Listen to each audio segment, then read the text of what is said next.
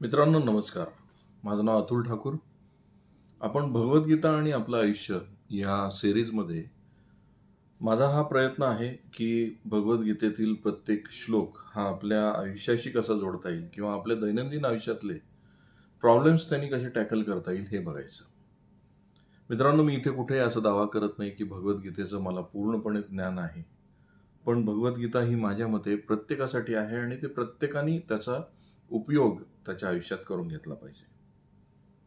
म्हणून आपण अगदी श्लोक बाय श्लोक आपल्या आयुष्याला ते कसं जोडता येईल हे बघत आहोत. आपण कालपर्यंत 32-33व्या श्लोकापर्यंत आलेलो आहोत पहिल्या अध्यायातल्या. आणि पहिल्या अध्यायामध्ये आपण बघत आहोत की हा एक परफॉर्मन्स ब्रेकडाऊन आहे. म्हणजे आपल्या आयुष्यात पण आपल्याला असं आढळतं की ज्याच्याकडे एबिलिटी आहे, क्षमता आहे, गुणवत्ता आहे, पण तो परफॉर्मन्सच्या वेळी ऐनवेळी कुठेतरी खचून जातो, त्याच्या इमोशनल टर्मॉइल्समध्ये जातो. इथे एक फार मोठा फॅक्टर आपल्याला लक्षात घ्यायला हवा की तुम्ही ज्यावेळेस परफॉर्मन्स ब्रेकडाऊनमध्ये जाता त्यावेळेस तुम्ही गायडन्स कोणाचा घेता हा पण महत्त्वाचा फॅक्टर आहे. इथे सगळ्यात महत्त्वाचा एक जो फॅक्टर आहे तो म्हणजे श्रीकृष्ण हा महत्त्वाचा दुवा आहे याच्यामध्ये. कारण अर्जुनाला ज्यावेळेस परफॉर्मन्स ब्रेकडाऊन आलाय त्यावेळेस तो गेलाय तो कोणाकडे? श्रीकृष्णाकडे. दुर्योधनाला ज्यावेळेस काही इश्यूज आले त्यावेळेस त्यांनी कोचिंग कोणाचं घेतलंय? शकुनीचं. त्यामुळे लक्षात घ्या, या दोघांचाही मेंटॉर किंवा कोच किंवा गुरु हा वेगळा असल्यामुळे दोघांचं कोचिंगचं डिरेक्शन आपण चेक करू शकतो. त्यामुळे तुम्ही ज्यावेळेस परफॉर्मन्स ब्रेकडाऊनमध्ये असता, इमोशनल टर्मॉइलमध्ये असता, तुम्हाला सुचत नसतं काय करावं, त्यावेळेस योग्य गुरु पण तुम्हाला मिळणं आवश्यक आहे. तर आज आपण 35व्या श्लोकमध्ये जो अर्जुनाचं लॉजिक आहे, आता एक आपण पाहिलं की ज्यावेळेस माणूस परफॉर्मन्स ब्रेकडाऊनमध्ये असतो, इमोशनल टर्मॉइलमध्ये असतो, त्यावेळेस तो परफॉर्मन्सपासून पळून जायचं असतं त्याला. He wants to run away from the battlefield. प्रत्येकाचं बॅटलफील्ड जे काय आहे तिथून आपल्याला पळून जायचं असतं. आणि ते करत असताना तो मात्र असे काही लॉजिक्स देत असतो की जे लॉजिक्स आपल्याला वाटत असतं की हे खरे आहेत. आता इथे 35व्या श्लोकामध्ये हा काय म्हणतोय, अर्जुन काय म्हणतोय की हे सगळेजण मला मारतील किंवा मी त्यांना मारेल, पण किंवा मला यांना मारून तिन्ही लोक किंवा तिन्ही लोकातलं राज्य जरी प्राप्त झालं किंवा पृथ्वी जरी सगळी मिळाली तर याचा काय उपयोग आहे?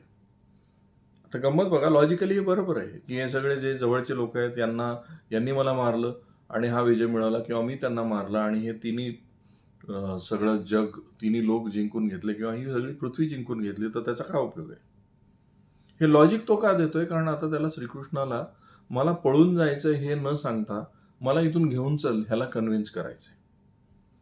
बघा ना, आपल्या लाईफमध्ये पण आपली एखादा मार्केटिंगचा जर व्यक्ती मार्केटमध्ये जाऊन जर रिझल्ट मिळत नसेल तर तो लॉजिकली आपल्याला असंच सांगत असतो की हे मार्केट खराब आहे, आजकाल मार्केट काही खरं राहिलेलं नाही आहे, इश्यूज आहेत. He wants to tell you and convince you that की इथून आपल्याला या बॅटलफील्डवर काम करून उपयोग नाही आहे. अगदी मी माझं उदाहरण देतो. मी 12वीला असताना माझ्या आईवडिलांना अगदी कन्व्हिन्स करून सांगितलं की मला मॅथमॅटिक्स का आवश्यक नाही आहे, मी बायोलॉजीवर कॉन्सन्ट्रेट करेन, मी बायोलॉजीवर कॉन्सन्ट्रेट केल्याने कसं माझं लाईफ ग्रेट होणार आहे. आणि माझे आईवडील कन्व्हिन्स झाले त्याच्यामध्ये. So I gave up on mathematics आणि मी बायोलॉजी हा फील्ड घेतला. पण मी माझ्या आयुष्यातला एक फार मोठा पार्ट कट करून टाकला मॅथमॅटिक्स कट केल्यामुळे.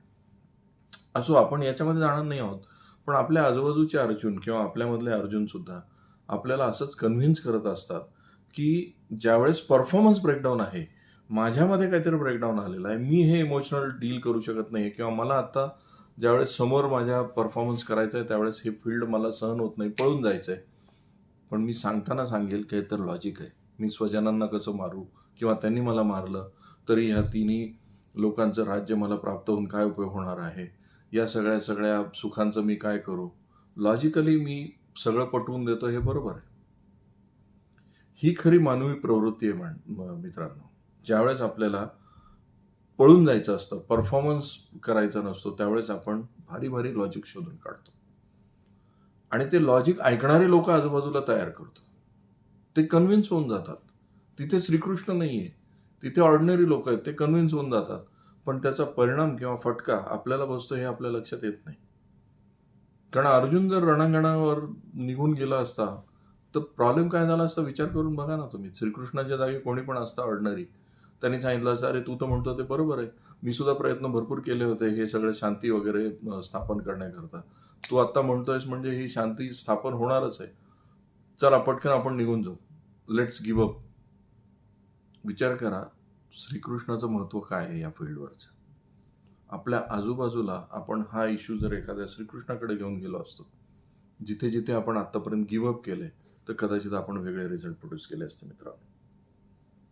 भगवद्गीता अशा छोट्या छोट्या छोट्या गोष्टीतून आपल्याला लाईफ जगायला शिकवते. बरेचसे जण नातेवाईकांवर गिव्ह अप करतात, मुलांवर गिव्ह अप करतात, बरेचसे जण नातेसंबंधावर गिव्ह अप करतात, आपल्याच जवळच्या व्यक्तींवर गिव्ह अप करतात, आजारावर गिव्ह अप करतात.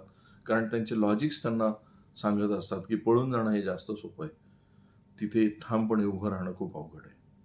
कदाचित हे लॉजिकच हे श्रीकृष्ण आहे आपल्यातलं.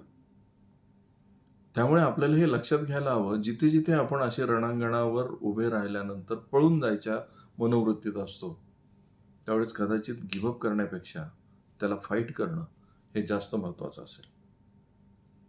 आज आपण इथेच थांबूया. आपण परत पुढच्या व्हिडिओमध्ये पुढचा श्लोक काय सांगतात ते बघूया. हे व्हिडिओ तुम्हाला आवडत असतील तर याला फॉरवर्ड करा, लाईक करा आणि या चॅनलला सबस्क्राईब करा. नमस्कार.